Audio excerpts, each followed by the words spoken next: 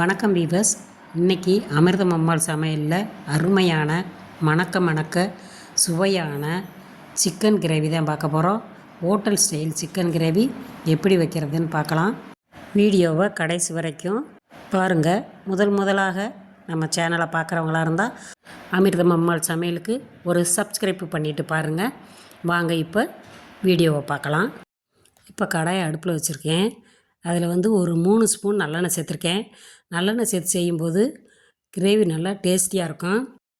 எண்ணெய் காஞ்சதும் 1 ஸ்பூன் சோம்பு, ஒரு 3 கிராம்பு, ஒரு ஏலக்காய், ஒரு சின்ன பட்டை, அன்னாச்சிப்பூ, பிரியாணி இலை இதெல்லாம் சேர்த்து போட்டு நல்லா வதக்கிடலாம்.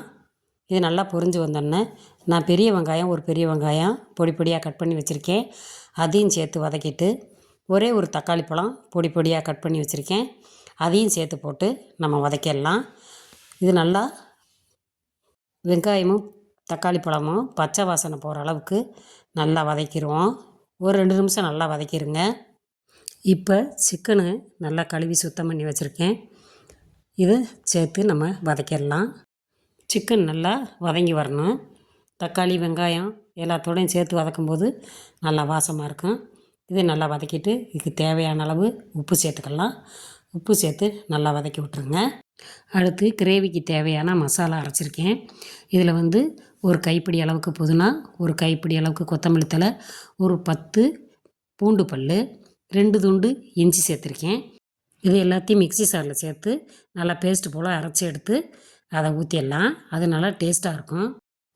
இப்போ நல்லா வதங்கி வந்துருச்சு. இதில் 2 ஸ்பூனு கரம் மசாலா தூள் சேர்த்துக்கலாம். 2 ஸ்பூனு நம்ம வீட்டில் அரைக்கிற மிளகாப்பொடி சேர்த்துக்கிடுவோம். இது ரெண்டுமே நான் வீட்டில் அரைச்ச மிளகாப்பொடி தான். கரம் மசாலாவும் வீட்டில் அரைச்சது, மிளகாப்பொடியும் வீட்டில் அரைச்சது தான். இப்போ இதை நல்லா வதக்கி விட்டுருவோம்.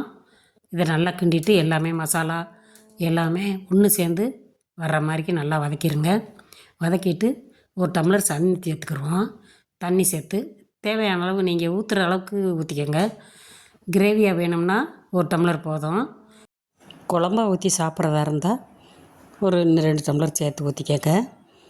இது சாதத்தில் போட்டு சாப்பிட்லாம். சப்பாத்தி, இட்லி, தோசை எல்லாத்துக்குமே ஊற்றி சாப்பிட்லாம். அவ்வளோ டேஸ்ட்டாக இருக்கும். வழக்கமாக நம்ம செஞ்சு சாப்பிட்ற சிக்கனை விட இந்த மாதிரி நீங்கள் செஞ்சு சாப்பிட்டு பாருங்கள். இப்போ சிக்கன் நல்லா வெந்து வந்துருச்சு. இதே மாதிரி நீங்கள் செஞ்சு சாப்பிட்டு பாருங்கள்.